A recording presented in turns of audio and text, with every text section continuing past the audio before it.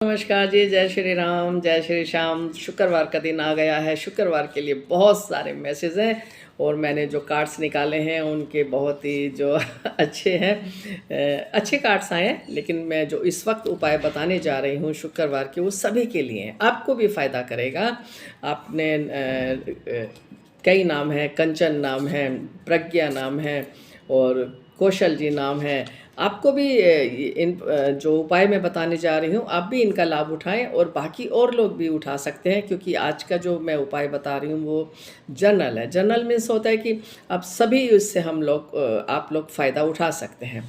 एक तो मैं बताती हूँ, हमेशा शुक्रवार को घर बिल्कुल साफ़ सुथरा, और जो आपका किचन है, ख़ास तौर से महिलाओं को कहना चाहूँगी, किचन में बिल्कुल गंदगी नहीं होना चाहिए। रात को या दिन हो या किसी भी टाइम हो, झूठे बर्तन बेड पे रख देते हैं कई लोग खाना खाने के बाद में। एक तो बेड पे हमेशा मैं मना करती हूँ, कभी भी खाना नहीं खाना है बेड पे बैठ के। आप नीचे बैठ के खाइए, चाहे डाइनिंग टेबल पे खाइए। डाइनिंग टेबल नहीं भी है तो कोई बात नहीं, आप नीचे बैठ के खाना खा सकते हैं। बेड पे कभी खाना नहीं खाना चाहिए। बहुत सारा चलन हो चुका है, आजकल के लोग वहीं बिस्तर पे खाना खाते हैं, वहीं झूठे बर्तन पड़े रहते हैं। ये सब नहीं करना है। देखिए, महालक्ष्मी जी को सफाई बहुत पसंद है, और उनकी सफाई ये नहीं कि सिर्फ आप खुद इत्र लगा लिया है हमने, वो बहुत ही बन सवर के बैठ गए हैं और घर बहुत गंदा है, बेडरूम गंदा है, किचन गंदा है, ये सब नहीं। पहले अपना परिवार को साफ़ सुथरा रखिए, अपने घर को, अपनी किचन को, घर के हर कोने को साफ़ सुथरा रखना है। घरों में मकड़ी के जाले लगे होते हैं, वो नहीं होने चाहिए। घर में बहुत ज़्यादा सीलन है तो कोई बात नहीं, रोज़ तो पेंट हो नहीं सकता है, लेकिन जो पपड़ियाँ सी जम जाती है उसको खुरच के साफ़ करना है। और घर का हर कोने को शुक्रवार वाले आने से पहले ही घर को साफ़ सुथरा करें। दूसरा, तुलसी माता को रोज़ाना जल ज़रूर अर्पण करना चाहिए। उसमें विष्णु भगवान का वास होता है, उनका आशीर्वाद प्राप्त होता है विष्णु भगवान का। तीसरा, आपने एक सवाल ज़रूर मुझसे पूछा है कि जब हम किसी शुभ कार्य के लिए बाहर जाएं तो क्या करना चाहिए। 5 आपने काली मिर्च लेनी है। 5 काली मिर्च को आपने घर की जो मेन एंट्रेंस है, जहाँ से आपने निकल के जाना है, वहाँ घर की बाहर चौखट के बाहर रखना है और उसके ऊपर सीधा पाँव आपने रखना है। कोई भी जाए, किसी भी शुभ काम के लिए जाए तो उसके ऊपर आपने सीधा पाँव रख के फिर आगे चले जाना है, लेकिन पीछे मुड़ के नहीं देखना और ना वापस पीछे बैक साइड पे अपने घर में आना है। ये बहुत शुभ होता है। आप जिस काम को भी करने के लिए जा रहे हैं, अच्छा कार्य, तो उसमें आपको सफलता ज़रूर मिलेगी।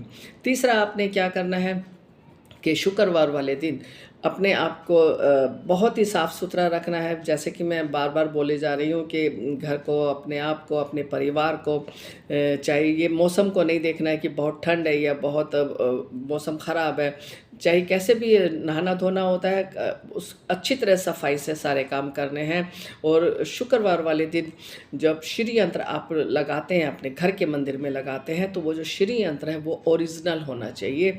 और उसके ऊपर आपके मंदिर के अंदर, मंदिर के ऊपर, मंदिर के चारों तरफ बिल्कुल धूल मिट्टी ना जमे। श्री यंत्र को आपने स्थापना जब करनी है तो वो शुक्रवार वाले दिन ही करनी चाहिए। और महालक्ष्मी जी का जब हम पूजा करने आप सब बैठे तो उनकी जो आगे रखना है अपने घी का दिया, वो पीतल का बाती दिया होना चाहिए। पीतल का, लोहे का ना हो और वैसा ना हो किसी और धातु का बना हुआ ना हो। चांदी का हो सकता है, पीतल का हो सकता है, सोने का हो सकता है।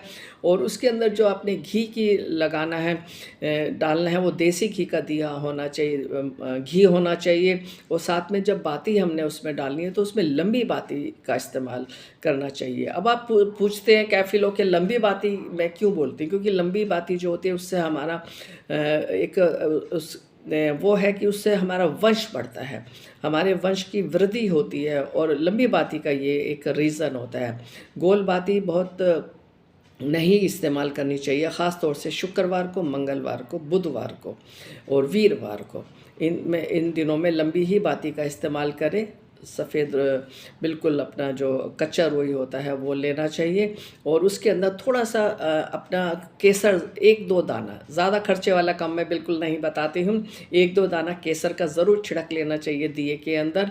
और दूसरा, जब हमने दिया जलाना है तो उसके आस पास में सब पीले फूल रखें, सफ़ेद फूल रखें, और धूप जो जलानी है वो भी हमने गुलाब की लेनी है। गुलाब के जो फूल है वो महालक्ष्मी जी के बहुत प्रिय हैं।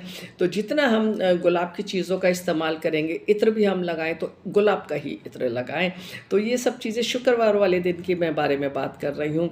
और फिर एक चांदी का पूजा के बाद की बात है, या पूजा से पहले भी एक चांदी का छोटा सा चक्कोर टुकड़ा लेना चाहिए, वो एक अपने नाखून के बराबर। महंगा ले सकते हैं आप, बड़ा ले सकते हैं, ये आपकी इच्छा है, लेकिन मैं कम से कम बता रही हूँ कि एक छोटा सा भी एक चांदी का चक्कोर टुकड़ा अपने पर्स में ज़रूर रखें। उससे धन वृद्धि होती है, शुभ होता है। और एक नंबर है जो कि एंजल नंबर, हमेशा मुझसे सब पूछते रहते हैं, कार्ड्स में पूछा है आज भी, तो आपके बारे में बता रही हूँ। कंचन जी के एक एंजल नंबर है, और दूसरे भी कर सकते हैं इस्तेमाल, 897।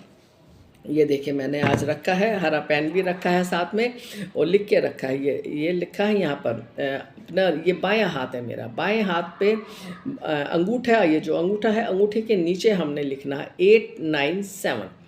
ये नंबर रोज़ाना लिखना, और जितनी बार हम आप लोग हैंड वॉश करेंगे उतनी बार वो मिटेगा, और मिटने के बाद में फिर उसको हमने वापस लिखना है हरे पेन से, बाएं हाथ पे लिखना है। ये एक एंजल नंबर है, और इससे धन वृद्धि होती है, बहुत अच्छा होता है। और इस एंजल नंबर को आप यहाँ की साथ में अपने जो आपके डेबिट कार्ड्स है, आपके जो पैसा रखने की जगह है, वहाँ भी आप लिख के रख सकते हैं 897। बहुत ही शुभ नंबर है, लेकिन लिखना शुक्रवार वाले दिन है, और लिखना हरे पेन से है, और बिना लाइन वाले पेपर पे लिख के रखना है। अपनी तिजोरी में रखिए, अपने बैंक के लॉकर्स में रखिए, इससे धन वृद्धि होती है।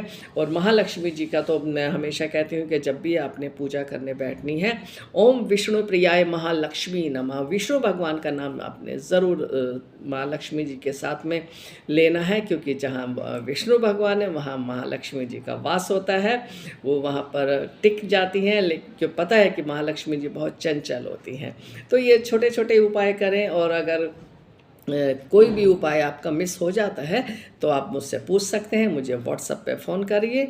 ज़रूर आपके ऊपर महालक्ष्मी जी का आशीर्वाद बना रहे, आप हमेशा खुश रहें, परिवार सहित खुश रहें। जय श्री श्याम, जय श्री राम।